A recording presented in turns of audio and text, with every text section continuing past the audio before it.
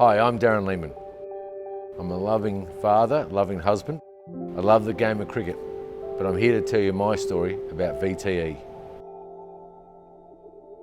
I had an operation on my Achilles going back in 2007, and I was in hospital for about a week. And about 4 weeks in, I started to have this pain in my calf, and it was really throbbing, it was huge, it was pressing against the boot.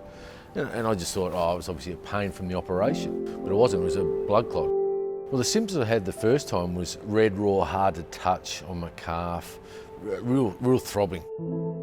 The second time, however, it was more swelling, but it wasn't as painful. It was more like a calf strain, if you like. So both times, until you have a scan, you don't really know what's happening in there. Deep venous thrombosis, or DVT, which is actually blood clot that is in the leg, can cause long-term impacts on the patient, and this is a condition called post-thrombotic syndrome. Every year, around 15,000 Australians develop venous thromboembolic disease, both fatal and non-fatal. This statistic is not surprising, as it is a lot more common than people think, and there are a lot of risk factors that people don't know about.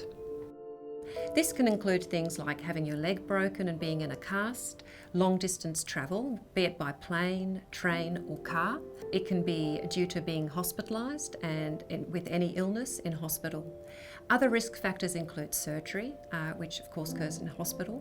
There are genetic factors which are relatively well known. There are things like the oral contraceptive pill, hormone replacement therapy and pregnancy, and cancer can be a risk factor as well. I think that the most surprising thing people find is that they're very active people, they're runners, marathon runners, bike riders, and yet they still end up in the emergency department with a DVT or a PE. Prevention is much better than a cure. To prevent a deep venous thrombosis and a subsequent pulmonary embolism, the best thing a person can do is talk to their healthcare professional, because various risks need different types of forms of prevention. Sometimes you need medication in the form of injections or tablets. Sometimes you need mechanical compression, which includes stockings on the legs, to prevent a deep venous thrombosis from developing. I didn't know anything about blood clots or VTEs or DVTs or PEs. For me, it was a guy from Gawler just travelling, playing the game of cricket.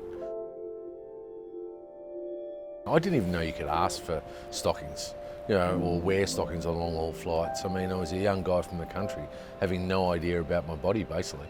So for me now, I would certainly ask for stockings for myself, my wife, my children, and make sure prevention's there. They don't look great, they're not a fashion statement, but they save lives. For more information, visit worldthrombosisday.org. No thrombosis, keep life flowing.